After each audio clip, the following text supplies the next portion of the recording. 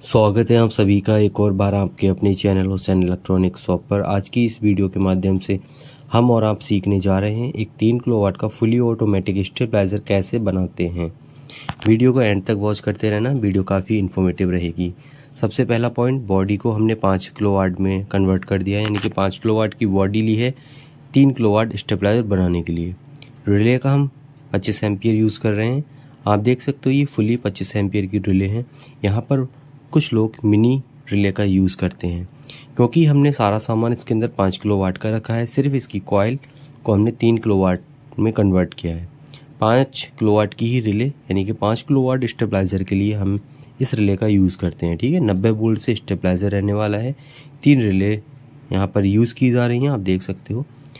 एक को हमने इनपुट की रिले बना दिया है, दूसरी हमने आउटपुट, और बीच वाली हमारी कंट्रोल रिले। ठीक है, ये हमारी डीसी जो वायरिंग होती है उसको भी हमने कंप्लीट कर लिया है। मीटर वगैरह लगाकर इसको रेडी कर लिया है। अब इसका जो मेन ट्रांसफार्मर है उसका वर्क अभी करना स्टार्ट करेंगे। ट्रांसफार्मर किस तरीके से हम बनाने वाले हैं, पूरा का पूरा प्रोसेस आपको इस 19 मिनट की वीडियो के अंदर आपको कम्प्लीटली दिखाने की कोशिश करते हैं। गाइड करेंगे आपको point by point, step by step आप लोगों को सिखाएंगे। यहाँ पर हमने 3 किलोवाट, आप देख सकते हो यहाँ पर 90 वोल्ट है इसका वजन है। ठीक, यहाँ पर हमने कॉपर की जो है कॉइल का यहाँ पर यूज़ कर रहे हैं। इसकी जो लूप है टोटली 5 लूप होती हैं, क्योंकि जो 90 वोल्ट से हम ट्रांसफार्मर बनाते हैं, स्टेबलाइज़र डिज़ाइन करते हैं, उसमें ओनली 5 लूप का ही यूज़ किया जाता है। ठीक, प्योर कॉपर का ट्रांसफार्मर तैयार कर रहे हैं। कोर हमारी यहाँ पर 7 नंबर की रहने वाली है। कोर आप चाहें तो फ्रेश भी यूज़ कर सकते हैं, चाहें आप सेकंड का भी यूज़ कर सकते हैं। ठीक है, तो यहाँ पर हमारे पास पहले से सेकंड कोर ऑलरेडी थी, तो यहाँ पर हम उसी को यूज़ कर रहे हैं। ठीक है, सीट जो होती है वो अच्छी वाली यूज़ करना है, लोकल गत्ता यूज़ नहीं करना है। ये एक ट्रांसफार्मर के लिए ही सीट डिज़ाइन की जाती है, बनाई जाती है, उसी का हम यहाँ पर यूज़ कर रहे हैं। ठीक, सीट प्रॉपर इसके साइज़ के अकॉर्डिंग काटना है, कोर के बिल्कुल छोटी या बड़ी नहीं काटना है। ठीक है, ये सीट होती है, देखो, चाहे तो आप सिंगल सीट लगा सकते हैं, अगर है तो डबल का यूज़ करें। हम यहाँ पर डबल सीट इसलिए यूज़ कर रहे हैं क्योंकि ये कॉपर की कॉइल है, इसकी सेफ्टी हमारे लिए बहुत ज़्यादा ज़रूरी है। ठीक, ज़रा सा नादानी, ज़रा सा लालच हमारी कॉइल को ख़राब कर सकता है। ट्रांसफार्मर डिज़ाइन करने का जो मेथड होता है वो सिंपल है। आपको 2 ई वाली जो कोर होती है वो इस साइड से डालना है, लेफ़्ट से, और 2 कोर हमें राइट से। ऐसे ही सारा प्रोसेस होता है, 2-2 कोर करके आप यहाँ पर इंस्टॉल करते चले जाएं। ठीक है, पहला प्रोसेस आपको बॉडी का दिखा दिया है, सारी चीज़ों को फिट कर लेना होता है। सेकंड में आप ट्रांसफार्मर को स्टार्ट करें। ठीक, ट्रांसफार्मर हमने यहाँ पर आप देख सकते हो 99% प्रॉपर तैयार कर लिया है। प्रोसेस सिंपल था, 2 कोर इधर से, 2 कोर इधर से। ठीक, बारी है इसकी आई जो कोर होती है उसको फिट करने की। आई कोर को भी यहाँ पर हम फिट कर रहे हैं, और हमारा जो 99% ट्रांसफार्मर का वर्क जो है कंप्लीट हो चुका है। तो आप देख सकते हो यहाँ पर हमारा ट्रांसफार्मर अच्छे से रेडी हो चुका है। अभी इसके अंदर जो वर्क बचा है, काम बचा है, वो बचा है हमारा इसके क्लेम होते हैं उनको यहाँ पर लगाना। ट्रांसफार्मर को अधिक से अधिक टाइट कर लेना है। ट्रांसफार्मर अगर लूज रहता है या ढीलापन रहता है, यहाँ पर दिक्कत होगी। इस सिल्वर कलर का ये पेंट है, कलर्स ये होता है स्प्रे पेंट, इसका हम इसको यूज़ करेंगे पेंट करने के लिए, क्योंकि जब भी आप थोड़ा सा यहाँ पर सेकंड कोर का यूज़ करें तो उस जगह पर आपको ट्रांसफार्मर पर पेंट कर देना है। पेंट आप चाहें तो कोई भी करें, बट स्प्रे पेंट जो है ईजी हो जाता है। ठीक, बड़ा सिंपल तरीके से हो जाता है, इसीलिए आप इसका यूज़ कर सकते हैं। ट्रांसफार्मर को अधिक टाइट करना बहुत ज़्यादा ज़रूरी होता है। जितनी ज़्यादा आप इसके अंदर कोर लगा सकते हैं लगाते रहें। अधिक टाइट करने से ये वाइब्रेट नहीं करता है और जल्दी ख़राब होने का डर नहीं होता है। ठीक, तो ये हमारा प्रोसेस होता है किसी भी ट्रांसफार्मर को अच्छे से पेंट कर लेना। क्योंकि देखो, पेंट करना आप चाहें तो ना करें, बट यहाँ पर पेंट करने से फिनिशिंग जो है अच्छी आने लगती है, दिखने लगता है कि हाँ ये एक अच्छे से ट्रांसफार्मर तैयार किया गया है। ठीक, तो आपको इस वीडियो में मैं वह सारे पॉइंट यहाँ पर दिखा रहा हूँ जो एक जेन्युइन तरीके से वर्क करने का तरीका होता है। यहाँ पर आप देख रहे हो इस तरीके से पेंट कर सकते हैं आप स्प्रे पेंट का यूज़ करके, चाहे तो आप नॉर्मल पेंट का भी यूज़ कर सकते हैं, ठीक। बट यह जो होता है बड़ा इजीली हो जाता है, समय बहुत ज़्यादा बचाता है हमारा और आपका, ठीक है, इसीलिए मैं इसका ही यूज़ करता हूँ। तो आपसे भी यही कहूँगा कि आप भी इसका यूज़ करें। ये 5 से 10 मिनट के अंदर सूख जाता है, बहुत ज़्यादा टाइम भी नहीं लेता है, ठीक। ये सारी चीज़ें हमें देखना होती हैं जब हम किसी भी तरीके का काम कर रहे हों, क्योंकि किसी भी काम को करते समय हमारे वक्त की बहुत ज़्यादा कीमत होती है और उस समय को हमें यहाँ बचाना है, ठीक। तो यहाँ पर हमारा ट्रांसफार्मर 99% से 100% की ओर बढ़ रहा है, यानी कि जैसे ही हमारे क्लेम तैयार होंगे लगेंगे, तुरंत हमारा ट्रांसफार्मर स्टेबलाइज़र के अंदर लगने के लिए तैयार हो जाएगा। तो अभी पेंट का प्रोसेस चल रहा है, यह पार्ट बहुत महत्वपूर्ण होता है। हमने इस 19 मिनट की वीडियो में आप लोगों को वह सारी चीज़ें दिखाई हैं जो एक प्रोफेशनल तरीके से एक स्टेबलाइज़र को बनाने का जो तरीका होता है वो सारा आपको गाइड किया है। बिल्कुल भी एक भी पॉइंट यहाँ मिस नहीं करेंगे। वीडियो लंबी है, 19 मिनट से ऊपर की है, बट आप बेचिंता रहें, आपको लास्ट तक सब कुछ यहाँ देखने को मिलेगा जो एक प्रोफेशनल स्टेबलाइज़र में होता है। यह ट्रांसफार्मर हमने 3 किलोवाट का तैयार किया है, बॉडी 5 किलोवाट की है, रिले 5 किलोवाट की है, सारा सिस्टम 5 किलोवाट का रखा है। बस यहाँ पर कॉइल हमने ट्रांसफार्मर 3 किलोवाट में तैयार किया है। ऐसे स्टेबलाइज़र बनाना बहुत ज़्यादा जो है ज़रूरी होते हैं उन लोगों के लिए जो आप पर बहुत ज़्यादा ट्रस्ट करते हो, बहुत ज़्यादा भरोसा करते हो, और सबसे अहम बात, जो इंसान पैसे का लालच ना करता हो। अगर कोई बंदा आपसे कह रहा है कि आप बेफ़िक्र होकर हमारा काम करें, पैसे का लालच नहीं है, तो आप उसका काम अच्छा करें, ठीक। यहाँ पर मिनी रिले का यूज़ होता है, छोटी रिले का, हमने बड़ी रिले का यूज़ किया है। ट्रांसफार्मर का पेंट जो है वो कंप्लीट हो चुका है, आप देख सकते हो। हमने यहाँ पर आपको पूरी तरीके से पेंट करना दिखाया है। चाहते तो यहाँ ये पार्ट कट भी सकता था, बट हमने कोई भी पार्ट काटा नहीं है, एक भी चीज़ यहाँ पर स्किप नहीं की है। ट्रांसफार्मर के क्लेम आप देख सकते हो, जेन्युइन तरीके से हमने जो है लगा दिए हैं, देख सकते हो। एक स्टेबलाइज़र को बनाने के लिए क्या क्या कैसे कैसे करते हैं वह सारा कुछ हम इस वीडियो में आप लोगों से साझा कर रहे हैं। तो सबसे पहले हमने बॉडी को कंप्लीट किया था, उसके बाद हमने ट्रांसफार्मर पे वर्क किया और ट्रांसफार्मर यहाँ कंप्लीट कर लिया है। बारी है इस ट्रांसफार्मर को स्टेबलाइज़र के अंदर इंस्टॉल करने की। तो कुछ इस तरीके से आप भी ट्रांसफार्मर को तैयार कर सकते हैं। तो यहाँ पर हमने ट्रांसफार्मर को इस बॉडी के अंदर फिट कर लिया है, यानी कि अभी पूरी तरीके से नहीं किया है, इसको रख लिया है। अब इसके जो मार्कर से हम निशान लगा लेते हैं इसके होल करने के, जिसके ज़रिए से इसको रोका जाएगा, जिसके ज़रिए से इस ट्रांसफार्मर को कसा जाएगा, ठीक है। तो मार्कर से यहाँ निशान लगाने के बाद यूज़ में ली जाएगी ड्रिल मशीन, ठीक है। तो ट्रांसफार्मर को हटा देते हैं क्योंकि इसके निशान जो हमने लगा लिए हैं, देख सकते हो आपके सामने है। कुछ इस तरीके से ही आपको वर्क करना है, कुछ इस तरीके से ही आपको काम करना है, ठीक, जैसे हमने किया है। अब हमें इसके छेद करने के लिए ड्रिल मशीन का यूज़ करना है।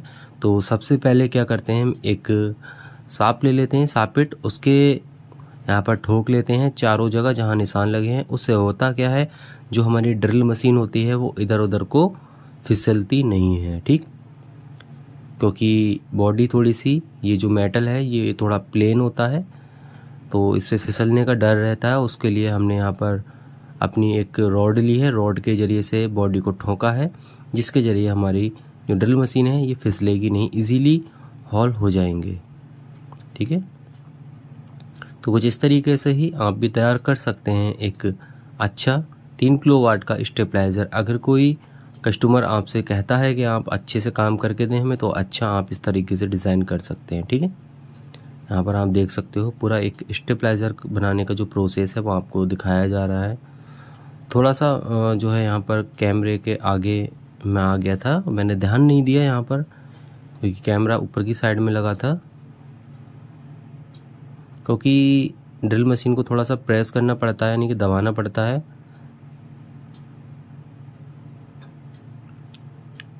तो इस चीज़ को नज़रअंदाज करके चलना। स्टेबलाइज़र बनाते समय हमने बहुत ज़्यादा सावधानी बरतने की कोशिश की है, क्योंकि सफाई जो होती है वो अहम चीज़ होती है हमारे लिए, ठीक है। तो यहाँ एमसी भी लगेगी, उसके लिए भी हॉल जो हमने थोड़े बड़े कर लिए हैं।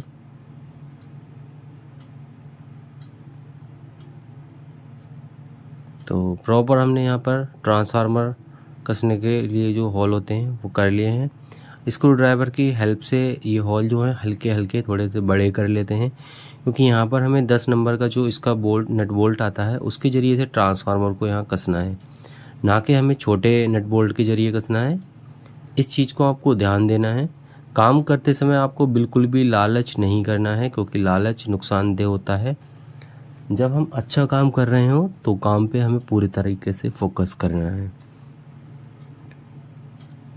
एक प्रॉपर अच्छा स्टेबलाइज़र कैसे तैयार करते हैं आप देखेंगे, ठीक है।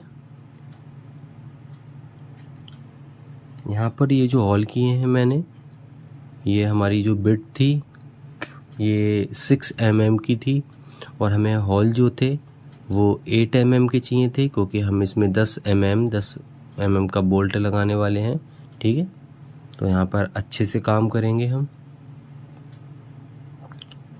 अब बारी है ट्रांसफार्मर को इंस्टॉल करने की, यानी कि दोबारा से लगाने की, ठीक है। स्क्रू ड्राइवर की वजह से यहाँ थोड़ी सी बॉडी अंदर की ओर आ गई थी, उसको प्रेस करके नीचे करते हैं और जानेंगे किस तरीके से हम आगे का प्रोसेस करते हैं। ट्रांसफार्मर को कस लेते हैं, ठीक है। कनेक्शन आपको बारीकी से समझाने की कोशिश करेंगे, ठीक है। पॉइंट बाय पॉइंट आपको नोट करना है। कनेक्शन वगैरह बहुत सिंपल होते हैं वैसे तो, अगर आप ध्यान देंगे। आप 90 वोल्ट का एक अच्छा स्टेबलाइज़र डिज़ाइन कर रहे हैं अभी, ठीक है। देख रहे हैं किस तरीके से करते हैं, तो आप भी इसी तरीके से एक 90 वोल्ट का स्टेबलाइज़र, अच्छा स्टेबलाइज़र डिज़ाइन कर सकते हैं इसी प्रोसेस को फॉलो करके। यहाँ पर हमने वीडियो बिल्कुल उस तरीके से तैयार की है, इसमें कोई भी पार्ट जो है ना कट नहीं किया है। सारी चीज़ों को यहाँ पर नोट मतलब हमने अच्छे से दिखाने की कोशिश की है। देखो अब बोल्ट हम जब कस रहे हैं, नट बोल्ट कस रहे हैं, तो इन चीज़ों को बहुत से लोग काट देते हैं, क्योंकि ये पार्ट जो होता है सिंपल होता है, इसको हर बंदा कर लेता है, बट नहीं। एक एक चीज़ को यहाँ पर दिखाने की कोशिश की है। कोई भी यहाँ पर हमने एक्स्ट्रा वीडियो बनाई नहीं है, और अच्छा जो काम होता है जो उस चीज़ को यहाँ पर काटा नहीं है। देख सकते हो एक एक बोल्ट को यहाँ पर दिखाने की कोशिश है। नए नेट बोल्ट हम यूज़ कर रहे हैं, 11 नंबर का इसका नेट बोल्ट है, ठीक है। अभी मैं बोल रहा था 10 का, बट 11 का है। ट्रांसफार्मर अच्छे से कस लिया है। कसने के बाद कंडीशन आप लुक देख सकते हो, कंडीशन नहीं लुक, किस तरीके का डिज़ाइन यहाँ पर निकल के आने लगा है हमारे स्टेबलाइज़र का। बड़ा खूबसूरत नज़र आ रहा है, अच्छा लग रहा है देखने में, क्योंकि सफाई जो होती है वो अलग ही होती है।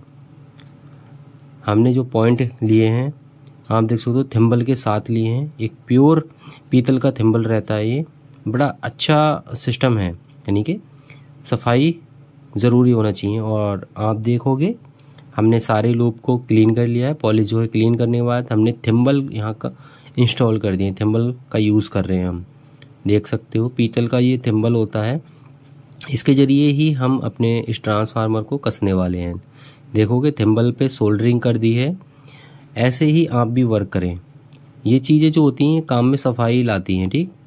तो मैं कनेक्शन बता देता हूँ थोड़ा सा, यहाँ पर आपको दिखाने की कोशिश करूँगा। यहाँ पर टोटली 5 वायर होती हैं, 5 लूप होती हैं 90 वोल्ट के स्टेबलाइज़र में। एक होती है सबसे अंदर की ओर, एक सबसे बाहर की ओर, ठीक है। तो ये जो सबसे बाहर की ओर है ये वाली, ये जाती है हमारी इस वाली रिले के पहले पॉइंट पर, ठीक है। पहला पॉइंट, और पहले पॉइंट से आता है एक तार, देख सकते हो, जो बीच वाली रिले पर दूसरे पॉइंट पर लग जाता है, ठीक। इस चीज़ को ध्यान देना है, इस ठीक पहला तार, सबसे बाहर का पहला तार, जो उससे अंदर का होगा दूसरा, वो इस रिले कर, पहली वाली है हमारी, इस रिले की दूसरे पॉइंट पे लग जाएगा, इस वाली, ठीक। अब जो तीसरी वाली वायर निकलेगी वो बीच वाली रिले की पहले पॉइंट पर लग जाएगी, ठीक। चौथी वाली निकलेगी वो हमारे लास्ट वाली यानी कि इनपुट की रिले पर लग जाएगी, ठीक। टोटली 4 कनेक्शन थे। सबसे अंदर की सिंगल वायर है, सिंगल लूप है, वो हमारी न्यूट्रल हो जाती है। अब जान लेते हैं। देखो ये हमने समझा दिया, इस वाले पॉइंट से इस वाले पर लगा दिया, ठीक है, बढ़िया तरीके से, यानी कि बीच में कंट्रोल की रिले से इनपुट की रिले पर लगा दिया। ये आउटपुट का पॉइंट हो गया हमारा, ये वाला जिस पे 2 वायर होती हैं, जिस पे 2 वायर वाला ये आउटपुट हो जाता है हमारा, ठीक। ये हमारा इनपुट हो जाता है, ठीक। सोल्डरिंग अच्छे से कर ली है सारी, यह इनपुट का है, यह आउटपुट, ठीक। अब ये डीसी कनेक्शन होते हैं हमारे, ये रिले को ऑपरेट करते हैं, ये हमारे सर्किट के अंदर जाते हैं, उसको देख लेते हैं, ठीक है। प्रॉपर आपको अच्छे से समझाएंगे। सारे कनेक्शन कर लिए हैं, देख सकते हो कनेक्शन जैसे मैंने आपको बताए थे अभी वैसे ही किए हैं। देखो सबसे पहला वाला तार जो था, अभी तो बताते हैं आप लोगों को। ठीक है, तो यहाँ पर हमने कनेक्शन सेम वैसे ही कर लिए हैं। सबसे पहला वाला वायर, उसके बाद दूसरा वायर, तीसरा और चौथा। अब जहाँ यहाँ पर थोड़े से ध्यान से देंगे, ये पहला वहाँ चला जाता है, ठीक है, पहले पॉइंट पे। उससे एक वायर आती है कंट्रोल की, बीच वाले पॉइंट पर चली जाती है। और ट्रांसफार्मर की दूसरी वायर पहली वाली रिले पर, आउटपुट की रिले पर लग जाती है, सेंटर वाले पॉइंट पर। तीसरा, फिर चौथा, फिर न्यूट्रल, पाँचवा, ठीक है, अंदर का, ठीक।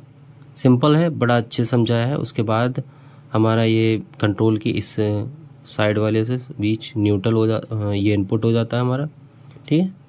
ये हमारा रेड वाली वायर होती है जो एमसीबी के थ्रू आती है, ये रेड हमारी आउटपुट हो जाती है, यह आउटपुट है। यह आप सर्किट में देख लेते हैं, ठीक है। सर्किट में सबसे साइड वाला हमारा हाई कट होता है, उससे अंदर वाला येलो कलर का जो है हमारा आउटपुट हो जाता है, ठीक है। फिर आ जाता है हमारा रेड कलर की वायर जो ये जा रही है, ये हमारी इनपुट 1 हो जाती है। ये जो जा रही है ग्रीन, ये हमारी इनपुट 2 हो जाती है। उसके बाद हमारा ये सारी रिलों का मिलके कॉमन आ जाता है, ब्लैक कलर का आ जाता है। उसके बाद हमारी सप्लाई आ जाती है जो कि ट्रांसफार्मर से ही निकल कर आती है, मेन ट्रांसफार्मर से, ठीक। इस वाली जो स्विच है, ये सेंटर स्विच के ऊपर और सबसे नीचे वाले पॉइंट पर इनपुट और आउटपुट से जो वायर आती है वो उसको लगा दिया जाता है। सेंटर के बीच वाले पॉइंट से मीटर पे दे दिया जाता है, और ये न्यूट्रल की वायर जो आती है वो डायरेक्ट मीटर पे दे दी जाती है, ठीक। न्यूट्रल उठाकर एलईडी को दे दिया जाता है, और इनपुट से स्विच के पॉइंट से एक एलईडी लगा दी जाती है, ठीक। यह होता है सारा प्रोसेस। यहाँ पर मैंने थोड़ा फास्ट कर दिया, जल्दी समझाया है, आप थोड़ा स्लो करके देख लेना, ठीक। आप एमसीबी को ऑन करते हैं, देखते हैं क्या रहता है इसका प्रोसेस, ठीक। एक स्टेबलाइज़र को तैयार करने में क्या क्या काम होता है वह आपको पीछे हमने सारा दिखाया है। अब स्टेबलाइज़र चला लेते हैं। यह हमारे आउटपुट के 200 वोल्ट दिखा रहा है। डिमर से इसको थोड़ा सा अप और डाउन करके देख लेते हैं। देख सकते हो पहला कट, दूसरा कट, यहाँ पर तीसरा कट, और यहाँ पर हमारा 4। टोटली 90 वोल्ट का स्टेबलाइज़र जो होता है वो 4 कट पे वर्क करता है। देख सकते हो 200 और 250 के बीच में ये वर्क कर रहा है। इसी तरीके से यहाँ इनपुट देख सकते हो आप, 100 के करीब लाइट अभी हमने इसके अंदर डाल रखी है, 100 से 110, और ये 220 से लेकर 250 के बीच में वर्क कर रहा है, यानी 200-250 के बीच में। तो ये इस तरीके से वर्क करता है। यहाँ पर ये 90 वोल्ट से लेकर 80 वोल्ट 90 वोल्ट आएंगे तो ये हमारे घर में 220 वोल्ट की लाइट प्रोवाइड कराएगा, जिसके ज़रिए हमारे घर के सारे उपकरण अच्छे से वर्क करेंगे। कूलर, प्रेस, इन्वर्टर, फ्रिज वगैरह जितनी भी चीज़ें हैं, मोटर वगैरह पानी की, वह अच्छे से वर्क करेंगी, ठीक है। तो यहाँ पर हमने एक 90 वोल्ट का अच्छे से कॉपर का स्टेबलाइज़र 3 किलोवाट का तैयार किया। आपने देखा क्या क्या प्रोसेस था, सारा कुछ। वी गार्ड की यहाँ एमसीबी देख सकते हो आप, 25 एम्पियर की वी गार्ड की एक जेन्युइन ओरिजिनल एमसीबी का यूज़ किया है, ठीक है। तो आप भी इस तरीके से 3 किलोवाट का 5 किलोवाट के सामान के साथ बढ़िया अच्छा स्टेबलाइज़र बना सकते हैं। वीडियो को करते हैं समाप्त। वीडियो हो चुकी है 20 मिनट की। आप लोगों से अनुरोध है, आप लोगों को यह वीडियो ठीक लगी हो तो हमारी वीडियो को लाइक कमेंट करके शेयर कर देना मिलने वाले भाइयों के लिए, और अपना सपोर्ट हमारे चैनल पर बनाए रखें। ऐसे ही वीडियो हम लाते रहेंगे आपके लिए।